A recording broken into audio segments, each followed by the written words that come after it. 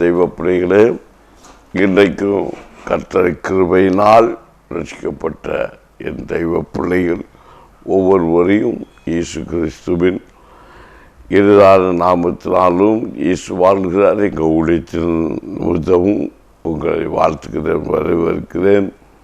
என் தெய்வ பிள்ளைகளே, இன்றும் இந்த நிகழ்ச்சி காண வந்திருக்கிற ஒவ்வொரு எதிர்பார்த்து கொண்டு ஒவ்வொரு பிள்ளைகளையும் கர்த்தர் ஆசீர்வதிப்பாராக.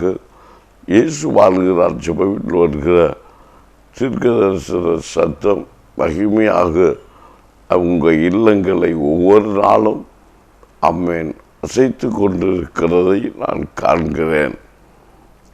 உண்மையிலேயே இந்த சத்தம் தொனிக்கிற ஒவ்வொரு இல்லத்திலும் இந்த 2024 ஆண்டில் ஒரு ரட்சிப்பையும் ஒரு அறுவடையும் நிச்சயமாய் காணப்போகிறது. நீங்கள் இந்த விசுவாசத்தில் உறுதிப்படுத்தணும். நீங்கள் ஒரு நாள் சாட்சி சொல்ல போகிறீங்க. இந்த இயேசு வாழ்கிறார் ஜெப வீட்டில் வருகிற தீர்க்க தரிசன சத்தம் அவையுடைய வார்த்தை வேலைகளிலும் இல்லாத ஜெப வேளையிலும் இருந்து புறப்படுகிற சத்தம் இரவு வேளையிலானாலும் சரி, மற்ற நேரங்களிலானாலும் எப்பப்போ இந்த சத்தம் உங்கள் இல்லங்களில் தொனிக்க நீங்கள் இடம் கொடுக்கிறீர்களோ அப்போதெல்லாம் அந்த இடத்தில் இருக்கிற தீய சக்திகள் கிரியைகள் நீங்கி போகிறது என்பதை நான் விசுவாசமாய் சொல்லுகிறேன். தினமும் இந்த சத்தத்தை உங்கள் இல்லத்தில் தொனிக்க பண்ணுங்கள். கர்த்தர் உங்களை ஆசீர்வதிப்பார். என்னை கேட்கிற என் அன்பு தெய்வ பிள்ளைகளே, நீங்கள் பலர் இன்றைக்கு பலவிதமான உபத்திரவத்தின் குகையில் தான் வைக்கப்பட்டிருப்பீங்க. நான் என்னை பொறுத்த வரைக்கும் இந்த ஊழியத்திற்குள் வந்த பிற்பாடு அவை எல்லாரும் வெளியே தோற்றத்தில் பார்க்கும்போது மகிமையானவர்கள் தான் இருக்கிறார்கள். ஆனால் உள்ளே அவர்களுக்குள்ள அடுத்து சொல்லும் போது அவர்கள் ஒவ்வொருவருக்கும் ஒவ்வொரு பாடுகள், வேதனைகள், நெருக்கங்கள், காலகட்டங்கள் இருக்கதான் செய்கிறது. அது எந்த ஒரு மனுஷனுக்காக இருந்தாலும் சரி, நம்ம நாட்டை ஆளுகை செய்கிற பிரதமருக்காக இருந்தாலும் ஏதோ அவருக்கு ஒரு பிரயாசம் அவர்களை சூழ்ந்து கொள்ளணும். நம்ம அதிகாரிகளாக இருக்கலாம், நம்ம தலைவர்களாக இருக்கலாம், இல்லை நம்ம தேசத்தில் பிரதிநிதிகளாக இருக்கலாம், ஆன்மீகவாதிகளாக இருக்கலாம், இல்லை ஆளுநர்களாக இருக்கலாம், யாராக இருந்தாலும் சரி, மனுஷனாய் பிறந்த எல்லா மனுஷனுக்குமே ஒரு வேதனை, ஒரு கலக்கம் உண்டு. ஆனால் எல்லாவற்றிலும் கிறிஸ்துவுக்குள் வாழ்கிற ஒரு பிள்ளைக்கு எப்போதுமே மகிமை, வேதனை தான் அவர்களுக்கு சந்தோஷம். வேதனைப்படுவது நல்லது. ஆகவேதான் இயேசு சொன்னார், உங்கள் துக்கம் சந்தோஷமாய்ப்பான், உங்கள் கண்ணீர் கவலைகள் யாவும் மாறும்போது தான் சந்தோஷம் உண்டாகும். எப்போதும் சந்தோஷத்திலே இருந்தால் கவலைக்கு எது மகிமை? அந்த கவலையில் தான் மகிமை இருக்கிறது, துக்கத்தில் தான் சந்தோஷம் இருக்கிறது. ஆமீன். அப்படி அவ்விதமாக இதில் நாம் நன்றாக சிந்தித்து பார்க்க வேண்டிய ஒரு காரியம், எப்படி ஏதோ எப்படிப்பட்ட நிலைமைகள் இருந்தாலும் இதிலெல்லாம் ஒரு ரசிக்கப்பட்ட பிள்ளை சந்தோஷத்தோடு சமாதானத்தோடு கர்த்தருடைய மகிமை பெற்ற பிள்ளையாக கிருபைக்குள் நடத்த ஒப்பு கொடுக்கும் போது அவள் தேவனுடைய ராஜ்யத்தின் புத்திரனாக விளங்க முடியும். அதுதான் லூக்கா 19ஆம் அதிகாரம் 8-9 வசனத்தில் நம்ம கடைசி நாளில் வாசிக்க கேட்டோம். சகைவு நின்று கர்த்தரை நோக்கி, ஆமேன், ஆண்டவரே, என் ஆஸ்திகளில் பாதியை ஏழைகளுக்கு கொடுக்கிறேன். நான் ஒருவரிடத்தில் எதையாகிலும் அநியாயமாய் வாங்கினது உண்டானால் நாளை திணையாக திரும்ப செலுத்துகிறேன் என்றார்.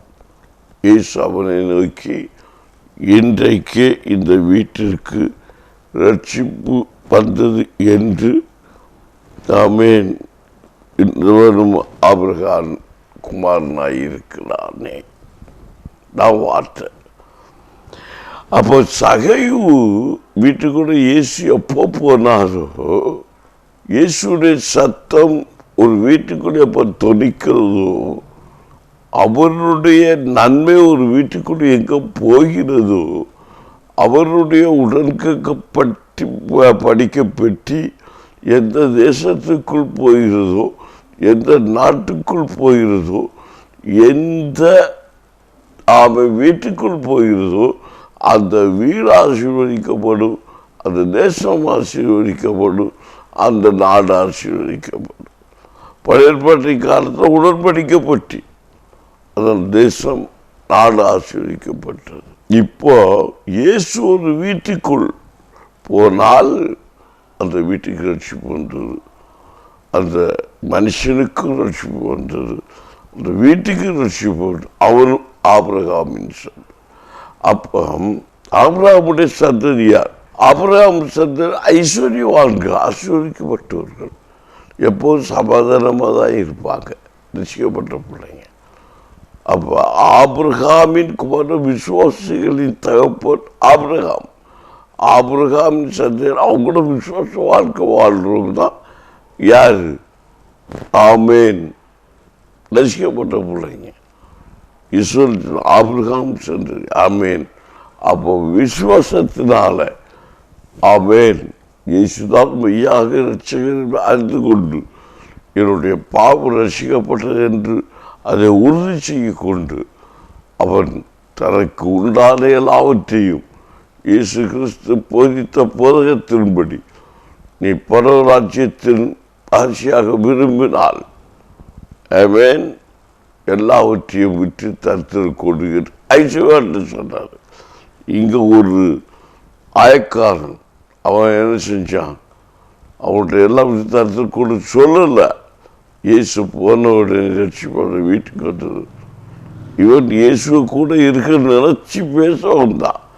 ஆனால் இவன் இயேசுவை பார்க்க வந்தான். யார்? இயேசுவை பார்க்க வந்தவன் ரட்சிக்கப்பட்டான். இயேசுவை கூட இருக்கணும்னு வந்தவன், நான் பெரியவன் காட்ட வந்தவெல்லாம் இயேசுவை விட்டு தூரம் போகிறான்.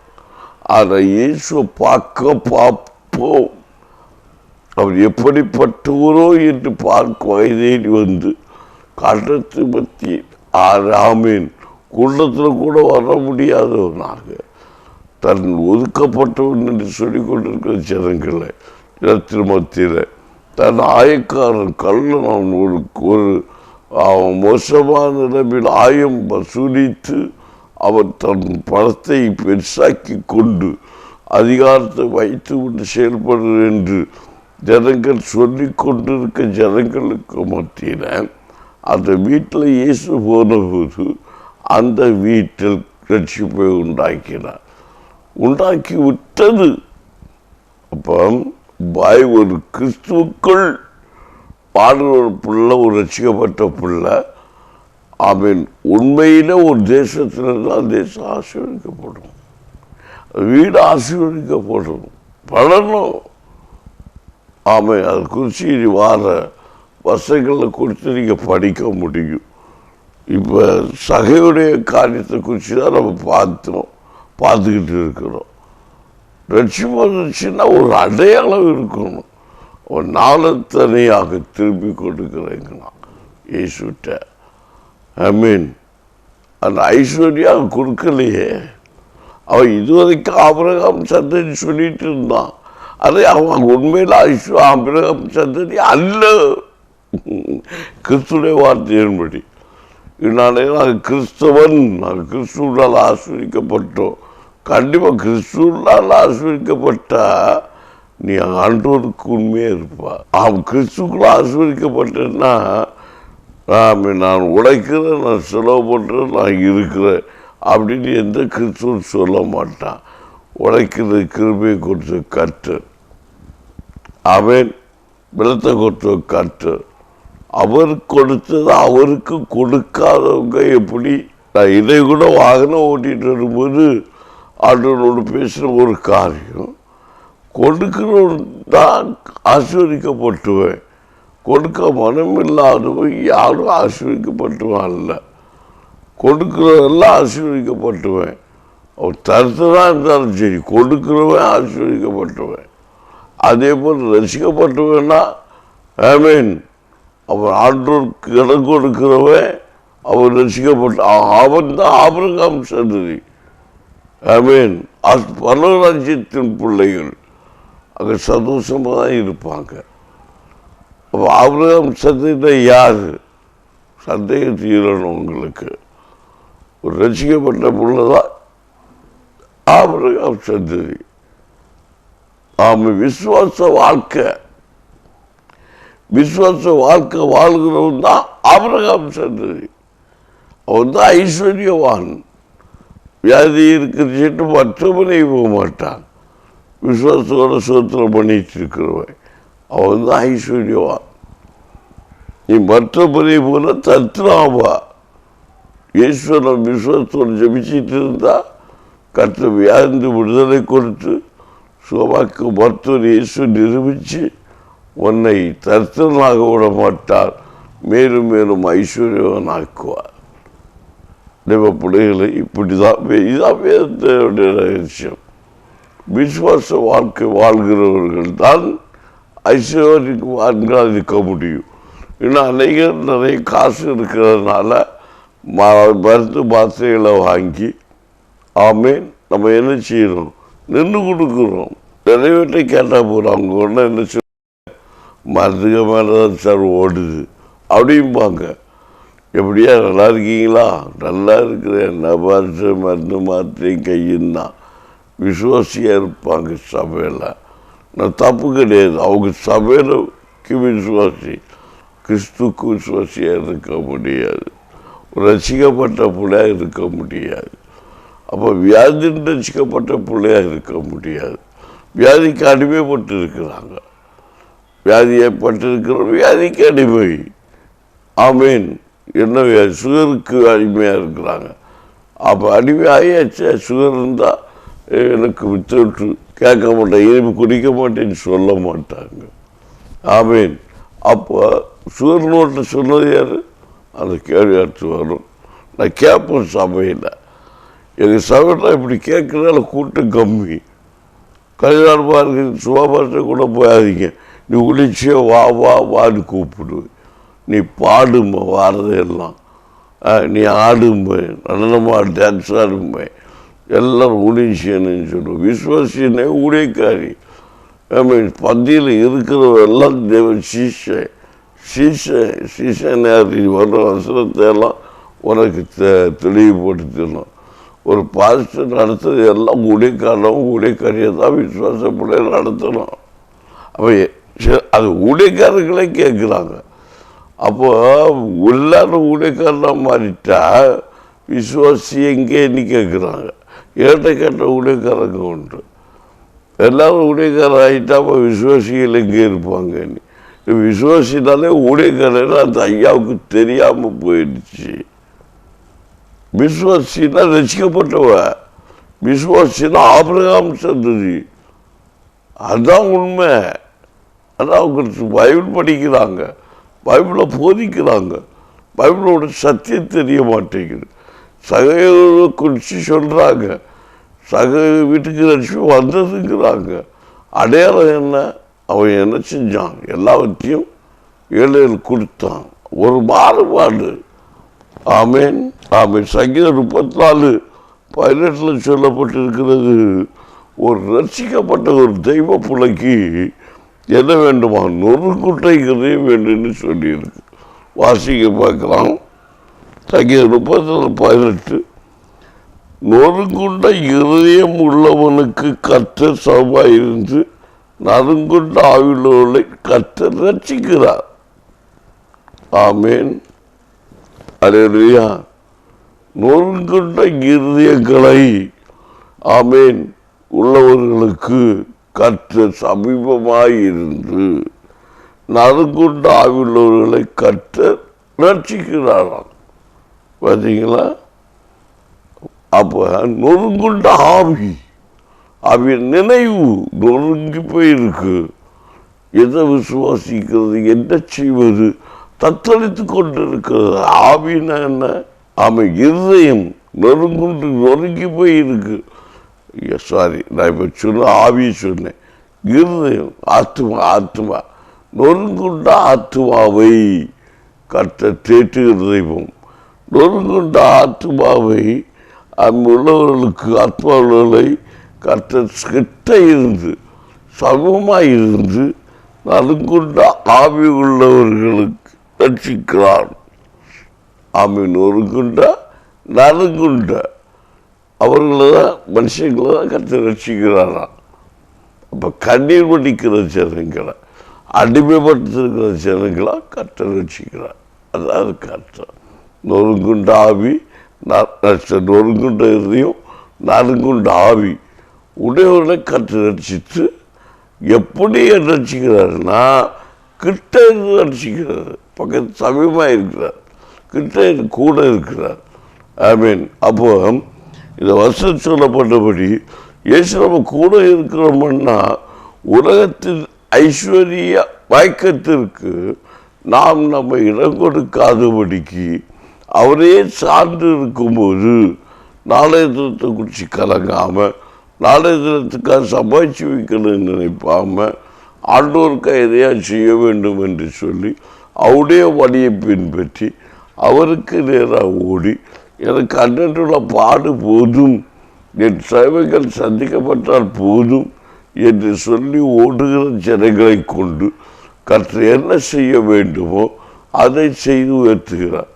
அப்போ நீங்கள் நினைக்கலாம், எப்பா எனக்கு கார் வேண்டாமா, எனக்கு பைக் வேண்டாமா, என்னைக்கே நடந்து தான் போகணுமா, என்னைக்கு பைக்கில் தான் போகணுமா, இல்லை என்னைக்கு சைக்கிள் தான் போகணுமா, இல்லை காரில் தான் போகணுமா, இனி ஃப்ளைட்டில் போக வேண்டாமா, எல்லாருக்கும் அலைவில் இருக்கணுமா, இல்லை சொந்த வீடு வேண்டாமா, இப்படியெல்லாம் கொஸ்டின் கேட்கக்கூடாது. இல்லை சின்ன வீடாக இருக்கணுமா, பெரிய வீட்டில் இருக்கக்கூடாதா? அவன் கர்த்தர் உன்னை ஆசீர்வதித்து வைத்தால் நீ பெரிய வீடு கட்டலாம், சின்ன வீடு கட்டலாம், இல்லை காரு வாங்கி காரிலையும் போகலாம், இல்லை உனக்கு பஸ் வாங்கி பஸ்ஸுலேயும் நீ பிரயாணம் செய்யலாம், பைக்கிலையும் போகலாம், சைக்கிளையும் போகலாம், அவன் நடந்தும் போகலாம், இல்லையில் உட்கார்ந்து அண்ணாமத்தை மகிமைப்படுத்தி கொண்டு இருக்கலாம்.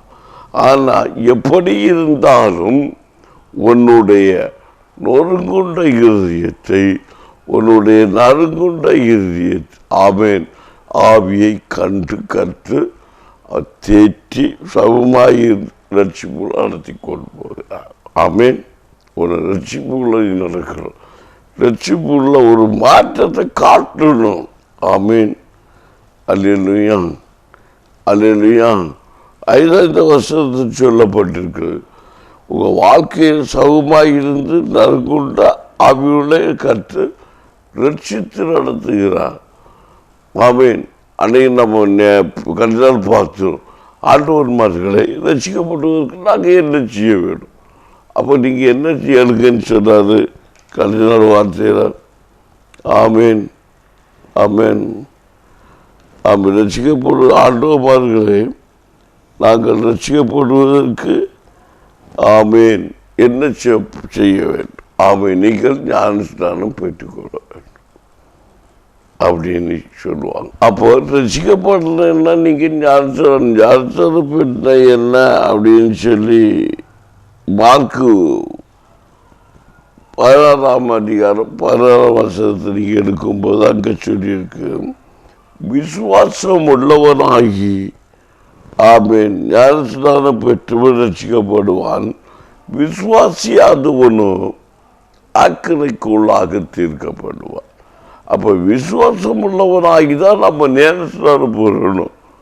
ஏன் பாஸ்டர் நீங்கள் அதை கேட்குறா கொஸ்டின், திருப்பி ஞானஸ்தானம் செல்லாத கண்டிப்பாக நான் சொல்லவே கிடையாது. அவன் ஞானஸ்தானம் திருப்பி ஞானஸ்தானம் சொன்னா நான் பொய்யனா இருக்கிறேன். அந்த வசனம் சொல்லு ஒரே ஞானஸ்தானம் அப்படின்னு தான். ஏன்னா பழைய ஏற்பாட்டில் பார்க்கும்போது அன்னைக்கு கர்த்தர் அந்த அவருக்கு சேர்த்தியா அவர் தான் கொண்டு நடுநிறுத்தி வந்திருக்கிறார். அன்னைக்கு இரவு ஸ்தம்பத்தினாலும் மேக ஸ்தம்பத்தினாலும் அவர் நடத்தி வந்தார். பகலில் என்னது மேக ஸ்தம்பம், இருளில் அக்னி ஸ்தம்பம். ஆமீன். அனல் குளிர் ரெண்டும் இருக்கும். இரவுலானா குளிர் அதிகமாக இருக்கும், அப்போ அக்னி ஸ்தம்பம். பகலானா ஆமீன் சூடு அதிகமாக இருக்கும், மேக ஸ்தம்பம். அதான் ஆண்டவர் சொல்கிறாரு, ஒன்றில் அழலாயிரு இல்லை குளிராயிரு. வெதுவெதுப்பாக இருக்கலாம்னு நினச்சா ஒன்றா வாந்தி போட்டு போடுவோம். அங்கெல்லாம் இங்கே இல்லாமல் ரெண்டு எஜமானனுக்கு கூடிக்காரனாக இருக்கக்கூடாது. ஆமீன். நாங்கள் ஆவிக்குரிய வாழ்க்கை வாழ்றேன்னு சொல்லிக்கிட்டு நீ அனலும் இல்லாமல் குளிரும் இல்லாமல் இருந்தால் உன் ஜீவிதத்தில் நீ மேன்மை காண முடியாது. இப்போ அதே போல் ஞானஸ்தானம் ரெண்டு இருக்குது. தலைப்பு ஞானஸ்தானம் இருக்குது, ஆவிக்குரிய ஞானஸ்தானம் மூழ்கிஸ்தானம் இருக்குது. இப்போ ரெண்டுக்குள்ளே கூட ஒரு ஃபைட் பண்ணுறாங்க. முதல் நல்லா கவனிங்க, ஞானஸ்தானம் என்ன நல்லா கவனிக்கணும். ஞானஸ்தானம் போட்டு அந்த வார்த்தையோட ஒரிஜினல் சக்தியம் என்னென்னா சேர்த்து கொள்ளப்படுவது. ஆங்கில வார்த்தையில் இருக்கட்டும் பேப்டிஷன். ஆமீன். அது இல்லையா? ஞானஸ்தானம் என்பது எனது ஆமீன் சேர்த்து கொள்ளப்படுவது. அதுதான் உண்மை. அந்த வார்த்தை தேவ பிள்ளைகளையும் கர்த்தருடைய வார்த்தையை கொண்டு சத்தியத்தில் உங்களுக்கு சொல்லுகிறேன். இது வாக்கு தர்க்கம் பண்ணுவோம், தர்க்கம் பண்ணக்கூடிய இடம் இல்லை இங்கே. அதனால் ஆமீன். நான் மூழ்கி ஸ்நானப்பட்டவங்க நான் பரவராஜ்யத்துக்கு போக முடியும் அப்படின்னு சொல்கிறதுக்கு எனக்கு அதிகாரம் கிடையாது. அதனால் தலைப்பு ஞானஸ்தானம் செல்லான்னு சொல்கிறதுக்கும் எனக்கு அதிகாரம் கிடையாது. இயேசு கிறிஸ்து பிறந்த 8வது நாள் விருத்த சேதனம் பண்ணி இருக்கிறாங்க. அது தாய் தோப்பு தான் கொண்டு பண்ணுறாங்க. அவங்க சேர்த்துக்கொள்ளப்பட்டாச்சு ஈஸ்வரலாக ஜனங்களாய், ஈஸ்வரின் சேனாதிபதியுடைய தகப்பனாய், ஈஸ்வர ஜனத்துக்கு ரட்சகராக. அப்போ தாய் தோப்பு கொடுத்த ஞானஸ்தானம் செல்லான்னு சொல்கிறதுக்கு எனக்கு அதிகாரம் கிடையாது மக்களே. நான் பூரிக்கிறவனே இல்லை. அதே பெந்தகோஸ்துன்னு சொல்லிட்டு ஒரு வீடு கிடையாது. ஆவிக்குரிய வாழ்க்கை. அப்போ மூழ்கினவன் மூழ்கினானோ பாருங்க சேர்த்தாச்சு. இயேசுவை காட்டி இருக்கிறது. அவன் தாய் தோப்பு சேர்த்தாங்க. அந்த யோபான் ஸ்தாபகம் மூலம் அடுத்து அவர் புதிய உடன்படிக்கை உருவாகுது அங்கே இயேசுக்கு பிற்பாடு. அதை நீங்கள் கவனிக்கணும். புதிய உடன்படிக்கையாக அங்கே உருவாகுது. அதுக்கப்புறம்தான் ஒரு புதிய சட்டத்திட்டாங்க உருவாகுது. அங்கே எல்லாரும் மிஸ்டேக் பண்ணுறாங்க. இந்த இடத்துல இன்னைக்கு கிறிஸ்துவ வாழ்க்கை கடத்த அண்ட மோதக்கூடாது மக்களே. நிர்பந்தம் வேணும். இல்லை அநேகருக்கு இந்த ஆவியில் கலந்து குளறுபடி நிறைய பேர் ஞானஸ்தானம் மூழ்கிஸ்தானம் எடுத்துடுறாங்க. ஆனால் அவங்க இப்போ எங்கே இருக்காங்க தெரியுமா? பாரம்பரிய சபை ஆவிக்குரிய ஆராதனை செய்ய மாட்டேங்கிறான். கைகளை தட்டி அதே பாஷை பேசி பாடி துதிச்சு ஆராதிச்சு பயப்படுத்தணும். அது ஏன் வெந்த விவசாயம் மட்டும்தான் செய்யணுமா? அது வெந்த விவசாயத்துக்கு மட்டும் குத்தகையாலையை கொடுத்துருக்கு இல்லை. எல்லா கிறிஸ்தவ பிள்ளைகளுக்காக நடக்கணும். நீங்கள் தாவீதை குறித்து படிக்கணும். தாவீதுக்கு மட்டும்தான் நடனம் ஆடணுமா? நான் ஆடக்கூடாதா? சுபா ஆடக்கூடாதா? சுபா மட்டும்தான் டான்ஸ் ஆடணுமா? துதிக்கணுமா? அந்நிய பாஷை பேசணுமா? சிலர் சொல்லுவாங்க இந்த அந்நிய பாஷை பேசி அதெல்லாம் பொய்யுங்கிறாங்க. அந்நிய பாஷை பேச தெரியாதவங்க அப்படியெல்லாம் பேசக்கூடாது. வசனத்துக்கு மாறான போதிப்புகள் வசனங்கள் இருக்கக்கூடாது. இதெல்லாம் மனுஷனை ஜெயிக்கிறதுக்காக வசனத்தை வச்சு பிரயோஜனப்படுத்தவும் கூடாது. வசனங்களை சத்தியங்களை அறிந்து கொள்ளணும். அறிந்து கொள்ளாத பட்சத்தில் தான் ஜனங்கள் எல்லாம் இன்னும் மூட நம்பிக்கையோடு விழுந்து கிடக்கிறாங்க. நான் இதை குறித்து இன்னும் அநேக விளக்கங்கள் நான் உங்களுக்கு சொல்லித்தர போகிறேன். கர்த்தருக்கு சித்தமான நாளைக்கு. அதனால் நீங்கள் நினைப்பீங்க சித்தம் இல்லையோ அப்படின்னு சொல்லாதீங்க. சித்தம் உண்டு.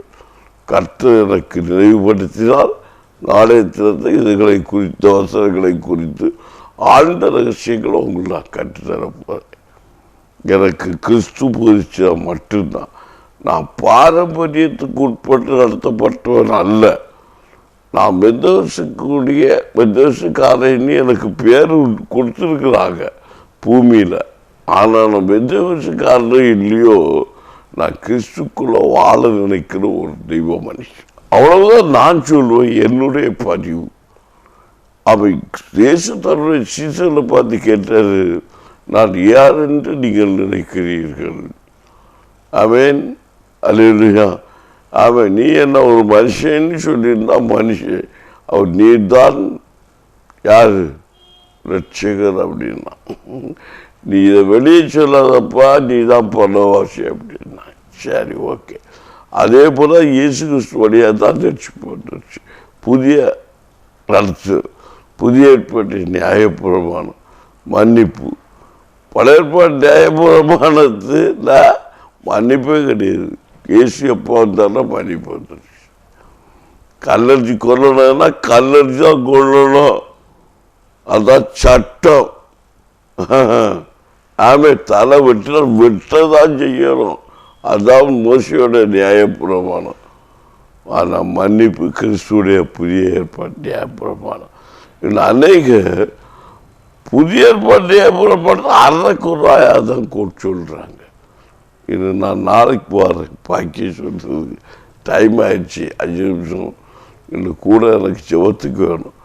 நான் ஜெபத்துக்கு முக்கியத்துவம் கொடுக்கலான்னு நினைக்கிறேன். ஆமாம், கண்ணை முடுங்க, செவிப்போம். நாளைக்கு பார்ப்போம். சரியா?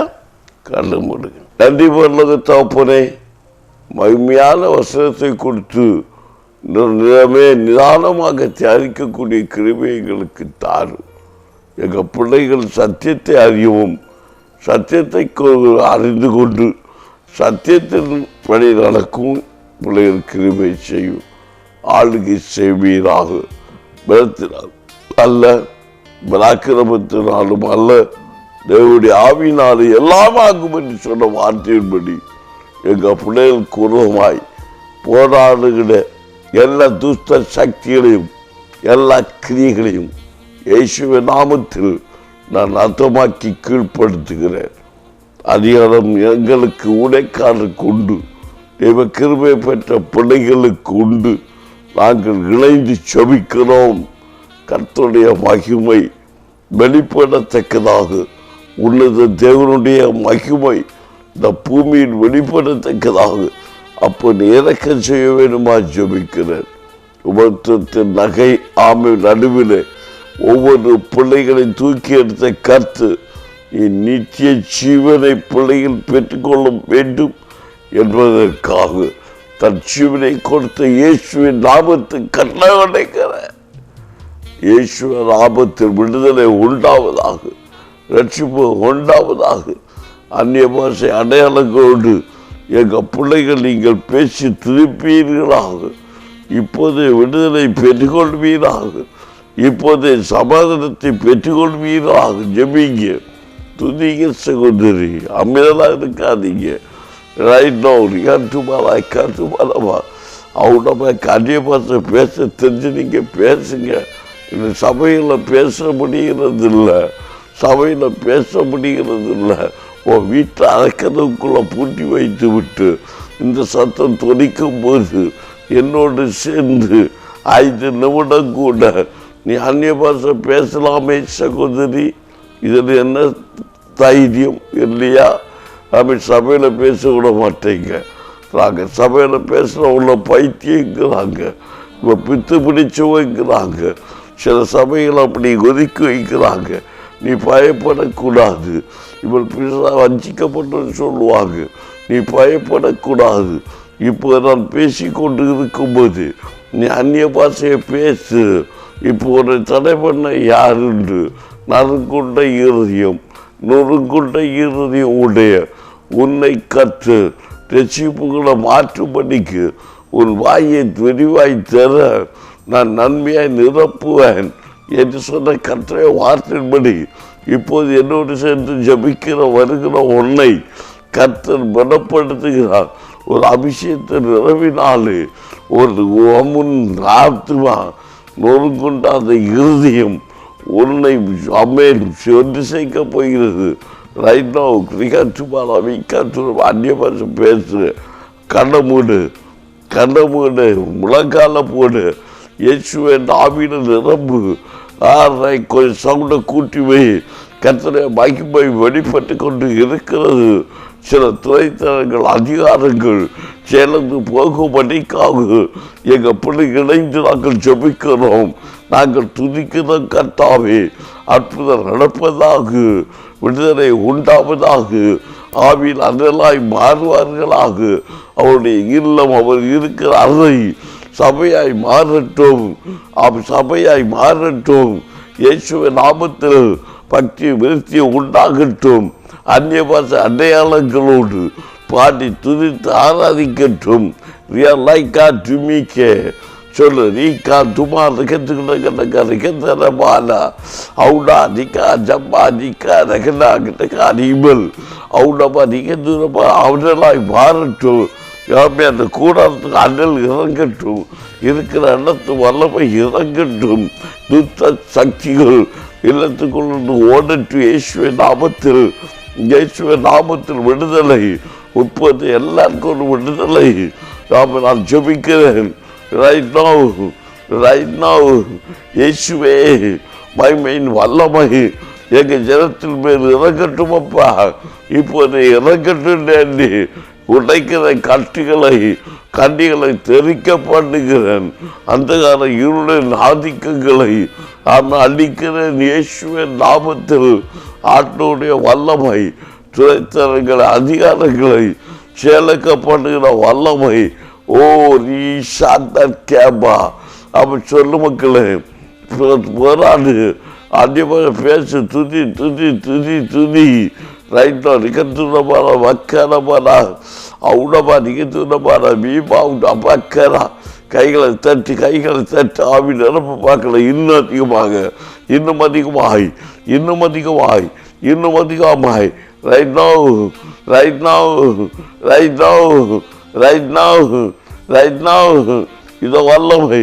இதோ வல்லமை.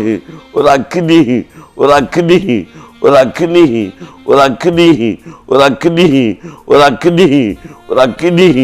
அபிஷேக நதி, ஒரு அணுமுட்டு நதி, வல்லமை நதி. உடவக்கரவா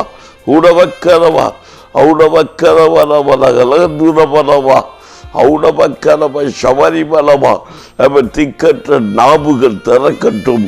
அடைக்கப்பட்ட தொண்டைகள் திறக்கட்டும். ஆவியின் வல்லமை இறங்கட்டும். வியாதிகள் மாறட்டும். பிசாசு ஓடட்டும். சூரிய கற்றல் உடையட்டும். மந்திரோட கிரிகள் அழியட்டும்.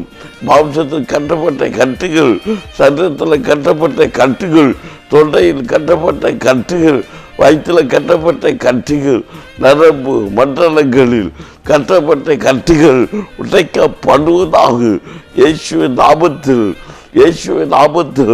ரைட் நவ் சரித்திரத்தை கிரியைகள் பத்தலான பைகளில் போகிறது போல நன்மைகள் போய்கொண்டு இருக்கிறது. கண்ணீர் அடிக்கிற உனக்குள் அற்புதம் நடப்பதாக. கர்த்தரை கிருபை சூழ்ந்து கொண்டபடியா நன்றி. கர்த்தரா மட்டும் மகிமைப்படட்டும். தடைபட்டிருக்கிற திருமணங்கள் நடக்கட்டும். தடைபட்டிருக்கிற குழந்தை வாக்கியம் கிடைக்கட்டும். தடைபட்டிருக்கிற தொழில் ஆசீர்வதிக்கப்படட்டும். இயேசு நாமத்தில் அற்புதம் செய்யும். படிப்பு காரியங்கள், வேலை காரியங்கள் மகிமையாய் பிரகாசமாய் ஓடிரட்டும். 2024 ஆண்டு ஆசீர்வாதமான ஆண்டாய் எங்கள் பிள்ளைகளுக்கு கிடைப்பதாக. ஆமேன். கர்த்தருக்கு இயேசு நல்ல பிதாவே. ஆமேன். என்னதை ஒப்படுகிறேன். நாளத்திற்கு வாங்க கர்த்தர் இயேசு வராங்க. ஆமென்.